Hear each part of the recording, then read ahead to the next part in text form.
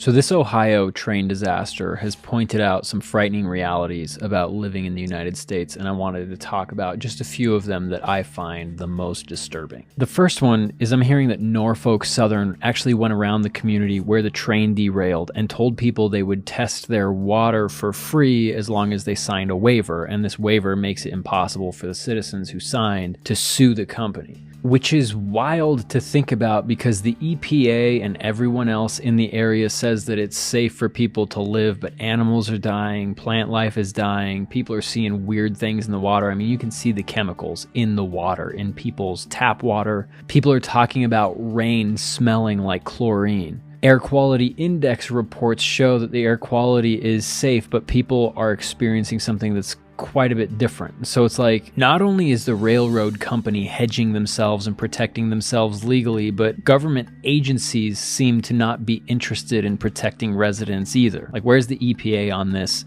Why isn't anybody getting arrested? And actually, the people that wind up getting arrested, if anybody is, it's going to be the workers, not the people who are responsible for overworking them, underpaying them, understaffing the teams and crews that were trying to unionize before all of this happened. The other really disturbing thing about this is that nobody's reporting on this entire thing. It's almost exclusively TikTok and Twitter that's carrying this story because Fox won't report on it, CNN won't report on it. When they do, it's very minimal coverage. And I guess that makes sense when you consider that 30% of Norfolk Southern, the company that caused this whole crash to happen, the ones that are responsible, they're owned primarily by BlackRock and Vanguard, the two largest stakeholders in this company. They're both hedge funds.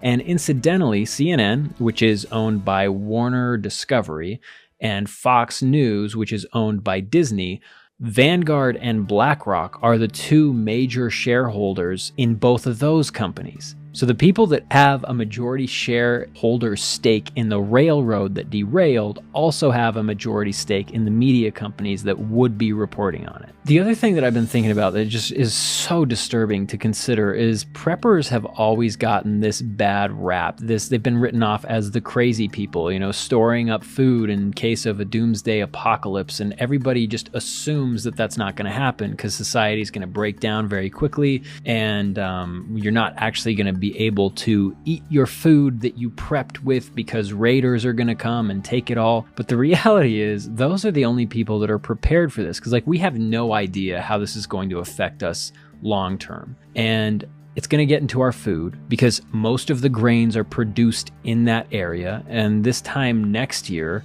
all of the grains that come up during this growing season are going to be in the cereal, they're going to be in the bread, they're going to be in everything. And it's going to take a decade, maybe more, for all of the cancers that will cause to show in the population. And the only way to avoid it is if you've been stockpiling food for decades. These people that are prepared to be able to weather this storm, whether they're in Ohio or not, they're the same people that we've all, the mainstream media included, have called crazy. And they might be the only people who actually have the ability to insulate themselves from this ecological disaster. And the thing that makes me the most angry is at the end of the day, it doesn't matter who's responsible for this because nobody's going to be held accountable.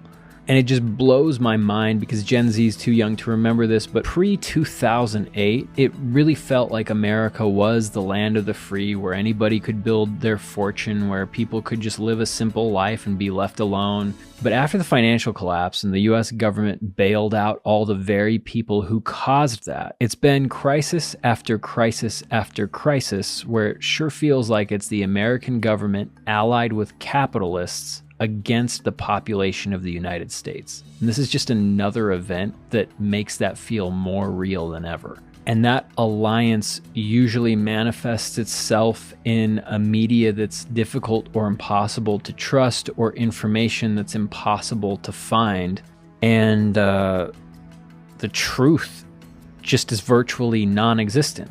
Like, we don't know what the truth is ever because it's almost always twisted to make these agencies or groups or corporations or government officials look better than they actually are. And I have no idea what the answer to all of this is. I don't know if there's a way out for any of us, except for the people at the top that are already running the system. What do we do?